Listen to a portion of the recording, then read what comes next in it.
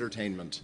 And I think it supplies, and very often that blacklister is tied to sort of the greater mythology of the story, and try and do that as much as we can, even if it does not affect a sort of long-term agenda, it at least satisfies a short-term agenda.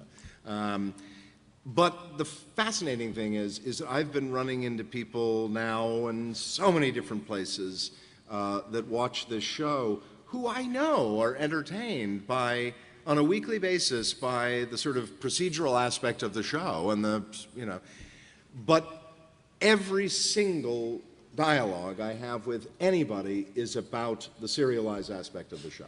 That is what it is that keeps people so curious about it, from afar. And and you're right, it's something that was sort of woven into the first season, and I think very successfully.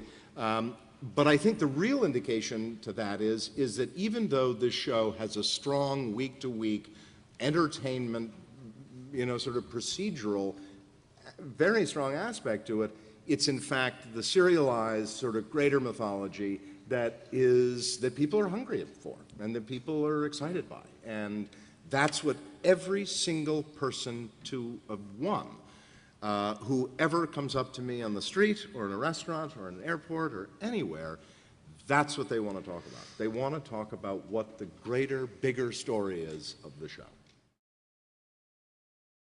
I think another thing that I know I enjoy and the fans enjoy too are those one-liners that Red just randomly spouts off. The time you ended up naked in the desert trying to hitch a ride to Tuba City and the Navajo tacos.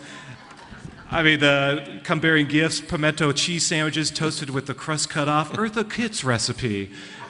I live for those lines. Talk about that and how much fun it is to do these non sequiturs. Where do you guys come up with these just weird tossed off lines? Late at night, usually, or with him on the phone. One of the things, when you talk about the mythology being the thing people care about. Put three weird people together. I think when you talk about the blacklisters and who would be in Red's world, right?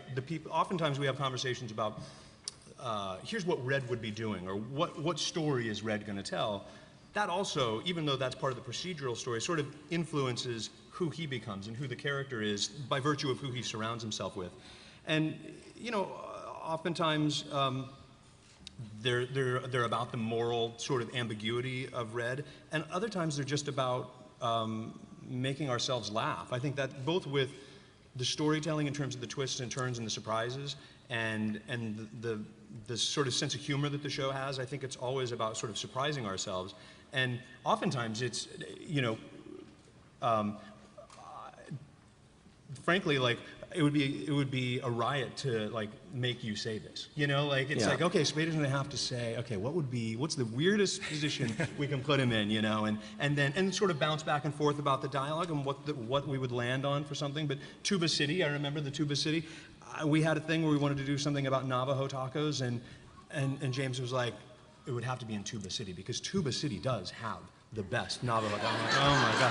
So it's sort of a back I had and forth. eaten a Navajo taco at a place in Tuba City, so they brought Navajo tacos, I brought Tuba City.